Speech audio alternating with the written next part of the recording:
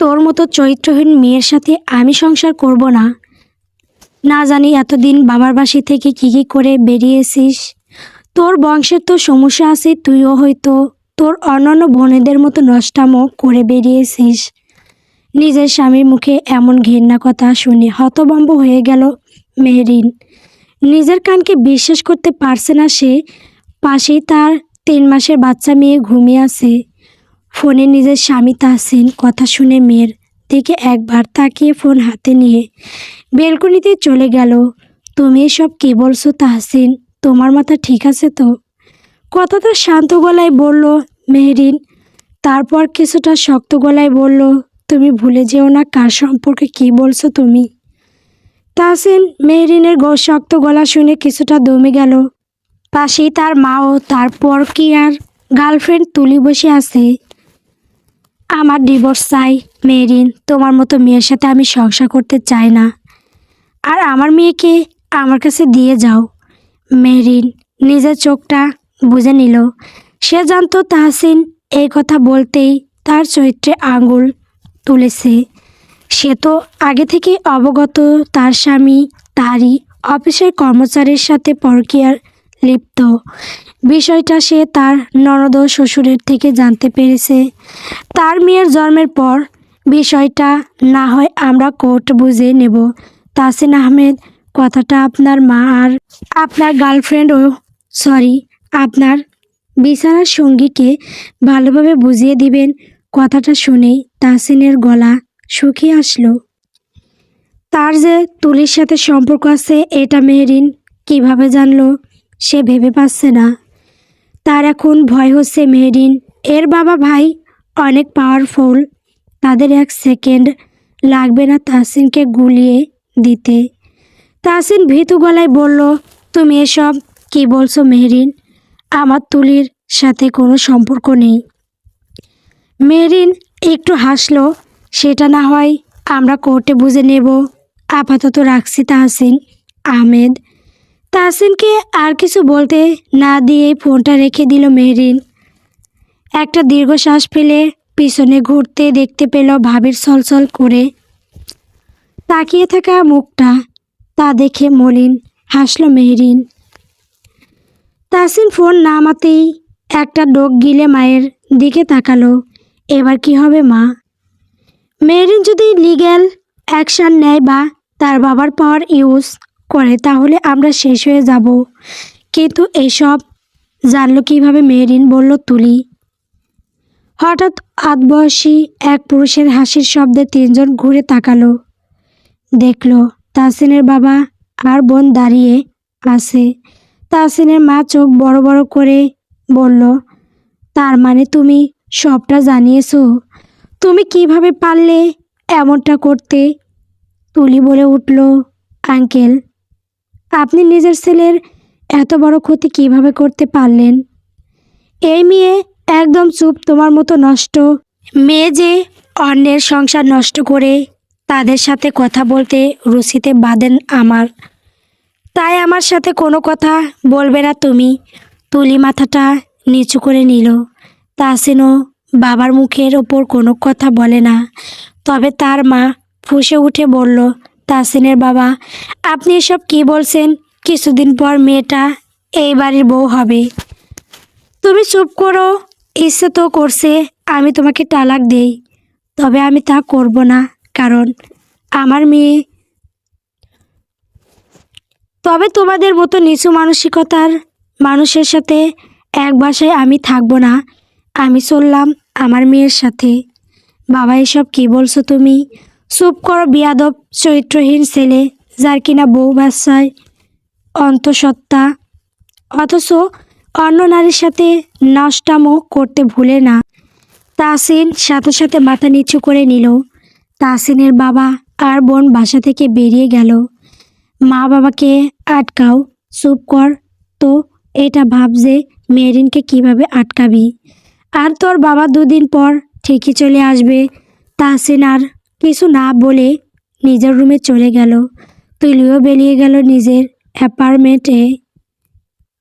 মেহরিন মির্জা, যার বিয়ে হয়েছিল তাহসিন আহমেদের সাথে, বিয়েটা পারিবারিকভাবেই হয়েছিল। মেহরিন চায়নি তখন বিয়েটা করতে, কারণ সে তখন পড়াশোনায় ব্যস্ত ছিল। তার জন্মের সময় মা মারা যাওয়ার বাবা আর ভাইয়ের চোখের মণি হয়ে বড় হয়েছে সে। তাই বাবা ভাই যখন বিয়ের সিদ্ধান্ত নেয় তখন সে বিয়েটা করতে না চাইলেও বাধাও দেয়নি তেমন। তার বিয়ের 3 বছর হয়েছে। তাহসিন মানুষ হিসেবে খারাপ ছিল না, কখনো মেহরিনের সাথে খারাপ ব্যবহার করেনি। আর তার বাবা আর বোন তো মেহরিনকে চোখে হারাতো, তাই হয়তো তার ছেলে ঠকাচ্ছে। মেহরিনকে এটা আগেই জানিয়ে দিয়েছে। মেহরিনের সংসার কেউ যদি তাকে অপছন্দ করতো সে হলো তাহসিনের মা। তবে অপছন্দ করলেও মুখ খুলতে পারেনি কখনো, তার কারণ হলো মেহরিনের বাবা ভাইয়ের পাওয়ার। বিয়ের 3 বছর তাহসিনের সাথে তার সম্পর্ক খুব ভালো ছিল। সে যখন প্রেগনেন্ট হয় তখনও তাহসিন অনেক খুশি ছিল। তবে মেহরিনের প্রেগনেন্সির 7 মাস যখন চলমান তখন থেকে তাহসিনের ব্যবহার বদলে যেতে থাকে। প্রেগনেন্সির কারণে মেহরিনের খুব মুড সুইং হতো, এতে তাহসিন বিরক্ত হতো কিছুটা। মেহরিনের বাচ্চার জন্মের 1 মাস আগে মেহরিনের ভাবি ভাই মিলে ঠিক করে তাকে তাদের বাসায় নিয়ে আসবো। সেই সময়ও তাহসিন যাওয়ার অনুমতি দেয়। মেহরিন কখনো তার স্বামীর পরকীয়ার বিষয় টের পায়নি, তবে বাচ্চা জন্মের পর তার শ্বশুর তার সামনে মাথা নিচু করে সবটা জানিয়েছিল। তার ননদ তাকে জড়িয়ে ধরে কেঁদেছিল, তবে সবটাতে মেহরিন ছিল শান্ত নদীর মতো, কোনো রিয়াক্ট করেনি সে। তাহসিনের কাছে কৈফিয়তও চায়নি সে, অপেক্ষায় ছিল তাহসিন কখন তাকে নিজে সবটা জানাবে। অবশেষে সেই দিন চলে আসলো। মেহরিন নিজের 3 মাস বয়সী মেয়েকেই ঘুম পাড়াচ্ছে। মেয়েটা হয়েছে তার খুবই মিষ্টি, তার নাম রেখেছে মায়রা। মায়রা ঘুমিয়ে গেলে মেহরিন তার কানে কানে বলল, তুমি মায়ের শক্তি বাচ্চা, তুমি থাকলে তোমার মা কখনো ভেঙে পড়বে না, বলে একটা চুমু আঁকলো তার ছোট্ট মেয়ের কপালে। দরজার দিকে তাকালে দেখলো ভাই ভাবি বাবা 3 জনই দাঁড়িয়ে আছে। তা দেখে কোনো শব্দ ছাড়া মেহরিন মেয়ের পাশ থেকে উঠে এলো। মেহরিন ড্রয়িং রুমে আসলে তার বাবার কোলে মাথা রেখে সোফায় শুয়ে পড়ল। মৈনাক মির্জা বোনের দিকে তাকিয়ে বলল, বোন তুই শুধু বল, ওই রাস্কেলটার কি শাস্তি চাস তুই? ওকে জাস্ট মাটির সাথে মিশিয়ে দেব। মিহির মির্জা মেয়ের মাথায় হাত বুলিয়ে যাচ্ছেন। তিনি তার আদরের মেয়েকে বড় শখ করে বিয়ে দিয়েছিলেন। মেয়ে যখন একবার বারণ করেছিল তিনি গর্বের সঙ্গে বলেছিলেন, ছেলেটা খুবই ভদ্র মা, তুই সুখী হবি। কই তার মেয়েটা তো সুখী হলো না।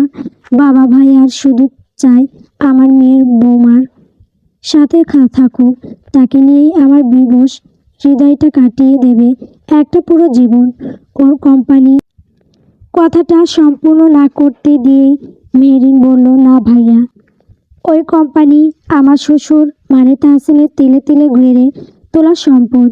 তিনি আমাকে এই 3টা বছর আগলে রেখেছেন, তাই আমি চাই না এই কোম্পানির কিছু হোক। মৈনাক মির্জার চোখ ভরে উঠল। তার বোনটা এত ভালো কেন? একটু খারাপ আর কঠোর হলে তো হয়তো তার সংসারটা ভাঙতো না। কিছুক্ষণ পর মেহরিনের ভাবি রূপসা মির্জা মেহরিনের জন্য খাবার নিয়ে আসলো। উঠো তো মেহরিন, খাবারটা খেয়ে নাও। ইচ্ছে করছে না ভাবি। তা বললে কি হবে? তুমি বরং বাবার কলে শুয়ে থাকো, আমি তোমাকে খাইয়ে দিচ্ছি। না খেলে মায়েরা বেবি তো অসুস্থ হয়ে যাবে। মেহরিন মাথা নাড়ালো। রূপসা তাকে খাইয়ে দিল। রূপসার বয়স বেশি হবে না মেহরিনের থেকে, হয়তো 3 বছরের বড় হবে। মেয়েটা মেহরিনকে ভীষণ ভালোবাসে। মিহির মির্জা সবটা দেখে একটা দীর্ঘশ্বাস ফেললেন, তবে এই ভেবে খুশি হলেন যে তার মেয়েটা একা নয়। তিনি না থাকলেও তার মেয়েটাকে সামলানোর আরও অনেকে আছেন। মিহির আর মৈনাক মির্জা জানালেন তারা উকিলের সাথে কথা বলে রাখবেন। 2 দিন পরেই হয়তো কোর্টের হেয়ারিং। মেহরিন সাই জানিয়ে নিজের রুমে চলে গেল। রূপসা সব দিকে তাকিয়ে বলল, আপনাদের কত করে বারণ করেছিলাম বিয়ে না দিতে। মেহরিনের ইচ্ছে ছিল বিজনেস ওয়ে বাইরের দেশে গিয়ে নিজের স্টাডি শেষ করার বাড়ির বিজনেস হাত লাগানো বলে সে নিজের রুমে চলে গেল। মৈনাকও নিজের স্ত্রীর পেছন পেছন চলে আসলো রুমে। স্ত্রীকে আয়নার সামনে দাঁড়িয়ে নিজের চুল বাঁধতে দেখে মৈনাক তাকে পিছন থেকে জড়িয়ে ধরল। এতে রূপসা কিছুটা কেঁপে উঠল। মেহরিনকে কিভাবে সামলাবো বলুন তো? মেয়েটা এত শান্ত কেন? মনের কথা মুখে কেন আনে না? আমাকে তো অন্তত বলতে পারে। মৈনাক রূপসার ঘাড়ে নাক ঘষে বলল, ও এমনি বউ, ছোট থেকেই খুব শান্ত। তুমি চিন্তা করো না, ও একদম ঠিক আছে, আমি জানি। রূপসা সাই জানালো। আজ কোর্টের হিয়ারিং। মেহরিন তৈরি হয়ে নীলের সাথে তার 3 মাস বয়সী মেয়ে, পরনে তার নীল রঙা থ্রি-পিস, বাচ্চাটাকে গোলাপি রঙার ফ্রক পরিয়ে তাকে কোলে তুলে নিল। বাইরে আসতে দেখলো বাবা ভাই ভাবিকে। তার সাথে কেউ যাবে না, কেউ যেতে চায়নি এমন নয়, মেহরিন নিজেই চায় না কেউ যাক। সাবধানে যাস মা। মেহরিন হেসে বলল, তুমি চিন্তা করো না বাবা। কোর্ট এসেছে তাহসিন নিজের মেয়ে, নিজের অংশকে দেখে মনের মাঝে টান পেলেও কোলে নেওয়ার বা তাকে কাছে নেওয়ার প্রয়াস করলো না। মেহরিনকে সই করে দেওয়ার কথা বললে সে চুপচাপ সই করে দিল। তাহসিন কিছুটা অবাক হলো মেহরিনকে এতটা শান্ত দেখে। আমার মেয়ে ভরণ পোষণ টাকা তুমি পেয়ে যাবে। মেহরিন তাচ্ছিল্য হাসলো। তুমি কি ভাবছো আমার মেয়েকে খাওয়ানোর মতো টাকা নেই আমার কাছে? শুনে নাও তাহসিন আহমেদ, আমি মেহরিন মির্জা চাইলে তোমায় রাস্তায় নামাতে পারতাম, তোমার কোম্পানি ডুবিয়ে দিতে পারতাম। আমার সাথে প্রতারণা করার জন্য তোমায় আর ওই নষ্ট মেয়েকে জেলের ঘানি টানাতে পারতাম। তাহসিন ঘাবড়ে গেল। মৃত চোখে তাকালো মেহরিনের দিকে। এত বছরে কোনোদিন মেহরিনের এমন শক্ত কণ্ঠ শোনেনি। আর না অহংকার দেখিয়েছে নিজের ক্ষমতার, টাকা পয়সার। বরাবরই মেহরিন খুব শান্ত। তবে ভয় পেও না, আমি তোমাদের সাথে এমন করব না। প্রথমত তোমার বাবা আর বোনের জন্য, কারণ তারা আমার নিজের। আর দ্বিতীয়ত আমার মেয়েকে কোনোদিন ভুলেও নিজের মেয়ে বোনের দাবি করার দুঃসাহস তুমি দেখাবে না। বলে মেহরিন উঠে চলে গেল। বাইরে যেতেই তাহসিনের বাবা আর বোনকে দেখলো ছলছল চোখে তাকিয়ে থাকতে। তাদের দেখে মেহরিন এগিয়ে গিয়ে তাহসিনের বোনকে জড়িয়ে ধরল। আমাকে ক্ষমা করো মা, ছলছল চোখে বললেন তাহসিনের বাবা। সি সি বাবা, এসব কি বলছেন? আপনি তো আমার আরেক বাবা। আজ আসি বাবা। তিনি মাথা নিচু করে বললেন, পারলে এই বাবাকে ভুলো না কখনো। আমাকে ভুলে যেও না ভাবি। মেহরিন হেসে বলল, ভুলবো কেন? তুমি তো আমার বোনের অভাব দূর করেছো। মেহরিন চলে যেতেই দেখলো ভাই গাড়ি নিয়ে দাঁড়িয়ে আছে। এতে অবাক হলো না।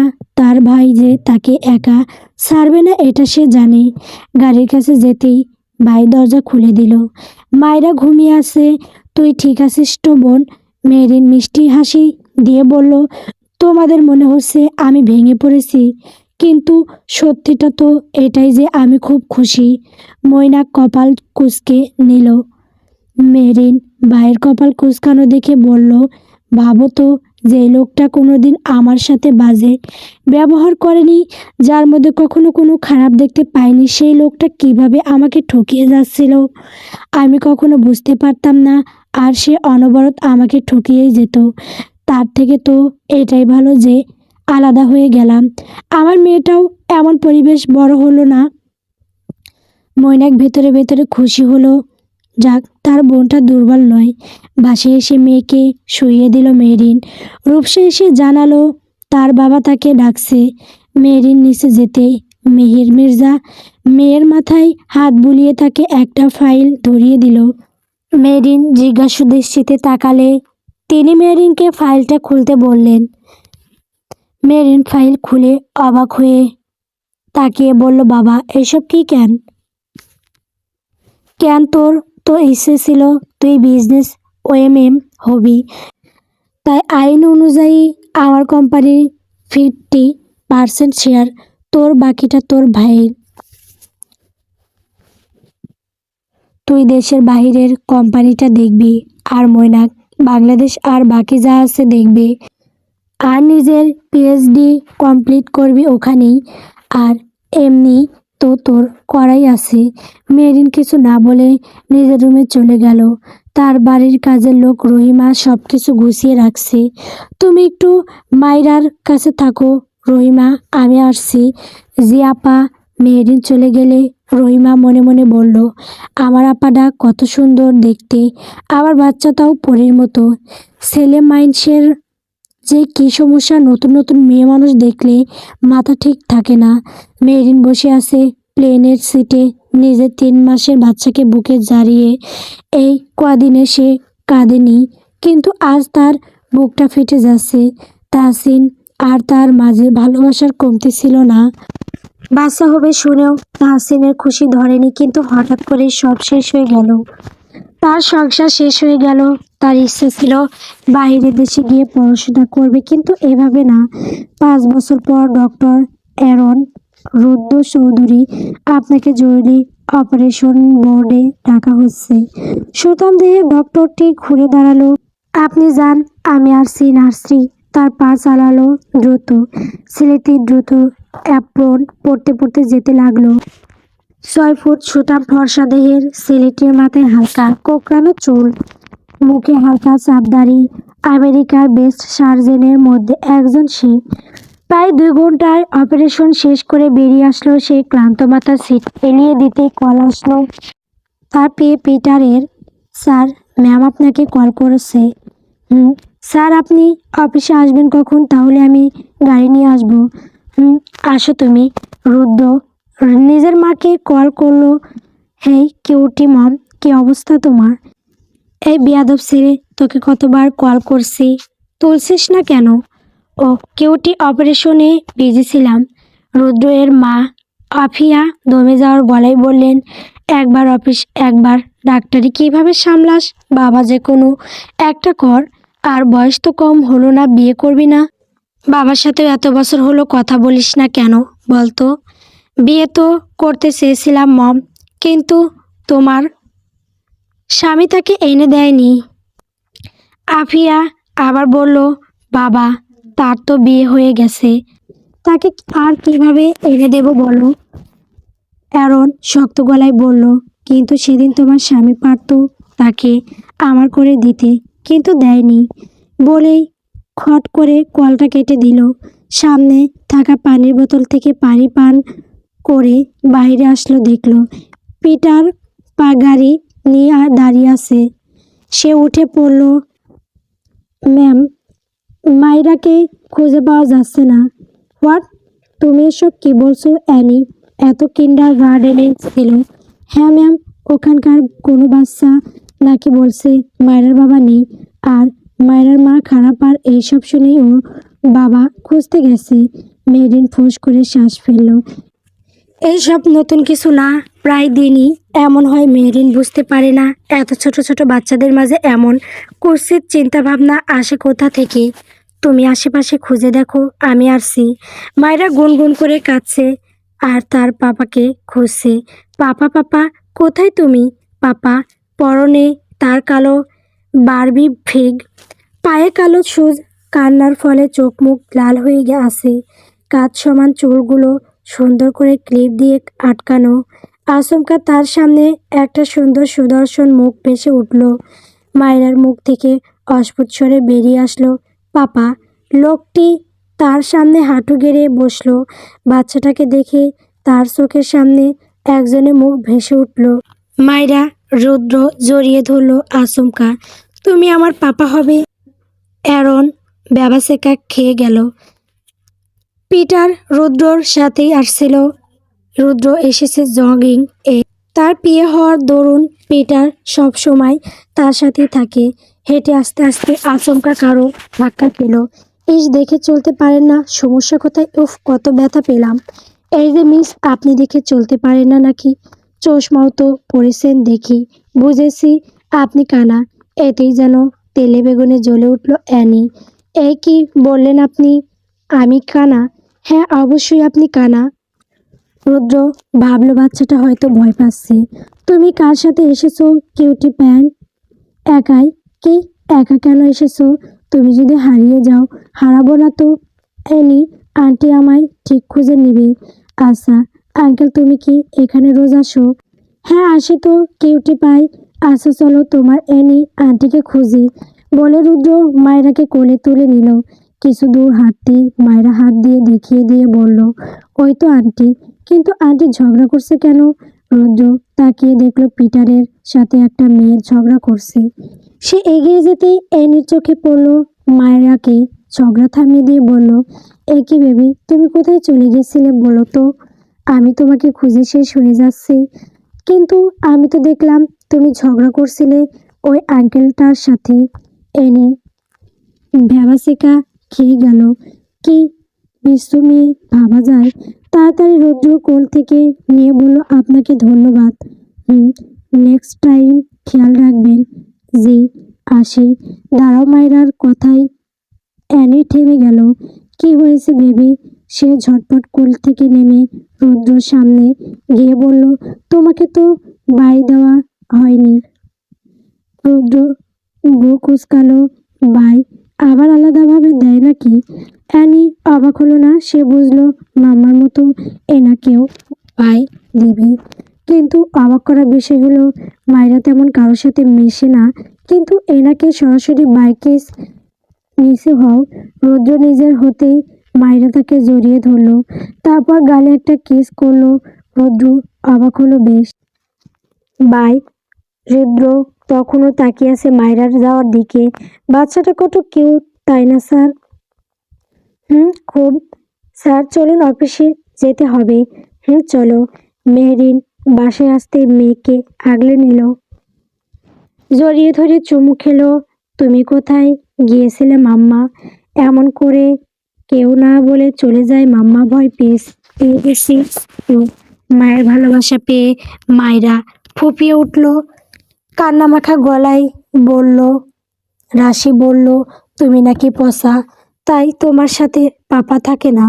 আমার পাপা কোথায় মাম্মা? সবার পাপা আছে, আমার কেন নেই? আর আমার মাম্মা তো ভালো, তাহলে ও কেন বলল তুমি পচা? মেরিন মেয়ের অভিযোগ মন দিয়ে শুনল। মেয়ের মাথায় চুমু দিয়ে আদুরে গলায় বলল, তোমার কি মনে হয় তোমার মাম্মা পচা? মায়েরা মাথা দুপাশে ঝুঁকিয়ে না বোঝালো, আমার মাম্মা তো বেস্ট। মেরিন হাসলো, তাহলে যে যাই বলুক তুমি শুনবে না? আর তোমার পাপা একটা কাজে দেশের বাইরে আছে, কাজ শেষ হলেই চলে আসবে। মায়েরা উচ্ছ্বসিত কণ্ঠে বলল, সত্যি মাম্মা? সত্যি তো। তাহলে তো হিসাব বসা মাম্মা, আমি ওর সাথে আর কথা বলবো না। না বেবি, এমন বলতে নেই। রিশা তো তোমার বন্ধু, সে হয়তো ভুল করে বলে ফেলেছে। তুমি ঠিক বলেছ। এবার এই দুধটা ফিনিশ করে ঘুমিয়ে পড়বে, তাই না মাম্মা? মায়েরা সায় জানিয়ে দুধ খেয়ে নিল মেহরিন। মেয়েকে ঘুম পাড়াতে ব্যস্ত হলো। সোফায় বসা অ্যানি দু চোখ ভরে দেখলো তার ম্যামের ভালোবাসা। সে অবাক হয় এইটা ভেবে যে মেয়েরিন কত সুন্দর সবকিছু মেনটেন করে চলে, কতটা এক্সপার্ট। সে একজন সফল বিজনেস ওয়েমেন, আবার পাশাপাশি সিঙ্গেল মাদার। কত আদর্শ শিক্ষা দিয়ে মেয়েকে বড় করে তুলছে সে জানে না। কেন মেরিনের ডিভোর্স হয়েছে, তবে সে খুব করে ভাবে যে তার মাথায় নিশ্চিত স্কুল ডিনা, নাইলে ম্যাম কেন ছেড়ে দিয়েছে। সে এটাও দোয়া করে ওই লোকটা যেন কখনো সুখী না হয়। মায়েরা ঘুমিয়ে গেলে মেরিনের পিছু পিছু অ্যানিও বেরিয়ে আসলো। অ্যানি, আমি আগামীকাল মায়েরার স্কুলে যাব। আমি চাই না আমার মেয়ের মনে কোনো খারাপ চিন্তা ভাবনা আসুক। Okay ma'am. ম্যাম জানেন আজ মায়েরা একটা লোকের কোলে উঠেছিল, আর আসার সময় তাকে আপনার মতো করে ভাই বলে এসেছে। ভাবুন একবার। মেরিন অবাক হয়ে বলল, সত্যি? হ্যাঁ ম্যাম। আর আস্তে আস্তে গল্প করছিল ওই লোকটাকে নাকি মায়েরা তার বাবা বানাবে। মেরিন চিন্তায় পড়লো, তার মেয়েটা সবার সাথে মেশে না, তাহলে হঠাৎ এত ভালো লেগে গেল একটা মানুষকে। অবাক করা বিষয়। আচ্ছা শোনো, কাল আমার মিটিং আছে, তুমি সব ব্যবস্থা করে রাখো। Okay ma'am. মেরিন আবার মেয়ের কাছে গেল। গুটি গুটি মেরে ঠোঁট ফুলিয়ে শুয়ে আছে। কতটা স্নিগ্ধ লাগছে তার মেয়েকে। তার মেয়েটার মাঝে তাহসিনের কোনো প্রতিচ্ছবি পাওয়া যায় না স্বপ্নের মেহেরিনের। কেউ দেখলে এক বাক্যে বলে দেবে এটা মেহেরিনের মেয়ে। মেয়ের পাশে শুয়ে তার কপালে চুমু দিতে মায়রার ছোট হাত দুটো মেহেরিনের গলা বেষ্টন করলো। মেহেরিনের ঠোঁটের হাসি ফুটলো। এই তো তার দুনিয়া, তার সব কিছু। সকাল সকাল মায়রাকে কিন্ডার গার্ডেনে দিয়ে আনি আর মেহেরিন অফিসে এসেছে। মেহেরিন একটা মিটিংয়ে আছে। তার পাশে দাঁড়িয়ে আছে অ্যানি। সামনের টেবিলের দুপাশে প্রায় 10 জনের মতো ব্যক্তি আছে। তবে যে কোম্পানির সাথে আজ মেহেরিনের মিটিং, সেই কোম্পানির বসের মিটিংয়ের থেকে মেহেরিনের প্রতি মনোযোগ বেশি। বেশ অনেকক্ষণ ধরে মেহেরিনকে খুঁটিয়ে খুঁটিয়ে দেখছে লোকটি। যা অ্যানি বেশ কিছুক্ষণ ধরে দেখছে। তার প্রচণ্ড রাগ হচ্ছে। মেহেরিন যে খেয়াল করেনি এমন নয়, তবে সে মিটিংয়ে মনোযোগী। মিটিং শেষ হলে লোকটি বেরিয়ে যাওয়ার আগে মেহেরিন এর সামনে এসে দাঁড়িয়ে বলল, মিস মেহেরিন, আপনার সাথে 1 কাপ কফি তো খাওয়াই যায়, যেহেতু আপনার কোম্পানির সাথে ডিলটা হয়েছে গেল। মেহেরিন না করলেও লোকটি নাছোড়বান্দা হওয়ার কারণে সে রাজি হলো। এর আগে ফুঁসছে শুধু। মেহেরিন আর লোকটি একটা কফি শপে এসে বসেছে। এনি বাইরে আছে। লোকটির বাজে ইঙ্গিতে মেহেরিন এর চোখ মুখ শক্ত হয়ে উঠল। তবুও নিজেকে সামলিয়ে বলল, দেখুন মিস্টার মেহতা, আমার কারো সঙ্গ দরকার নেই। লোকটি নাছোড়বান্দা স্বরে নিজের কথা জারি রাখতে বলল, ওহ মিস, প্লিজ, আপনি লজ্জা কেন পাচ্ছেন? আমি জানি আপনি একজন ডিভোর্সি নারী, তাই আপনারও তো কিছু চাহিদা আছে যা আমি পূরণ করতেই পারি। বাকি কথা বলার আগেই শক্ত হাতে চড় পড়ল লোকটির গালে। মেহেরিন রাগে থরথর করে কাঁপছে। লোকটি রেগে কিছু বলতে যাবে তার আগেই আর একটা শক্ত ঘুষি এসে পড়ল মুখে। মেহেরিন টেনে এনিকে থামিয়ে দিল। ওখান থেকে বেরিয়ে আসলো রৌদ্র। আবারও জগিংয়ে এসেছিল একটা বেঞ্চে বসে চোখ বুজে পছন্দের গান শুনছিল। পাশে কারো বসার অভ্যাস পেয়ে চোখ খুলতে অবাক হয়ে বলল, কিউটি পাই, তুমি আবার এসেছো? গল্প বিবশ হৃদয়ে বসন্তের আগমন। গল্পটি কেমন হয়েছে কমেন্ট করে বলবেন। পরবর্তী পর্ব পাওয়ার জন্য অবশ্যই আমার চ্যানেলটিকে সাবস্ক্রাইব করবেন। ধন্যবাদ।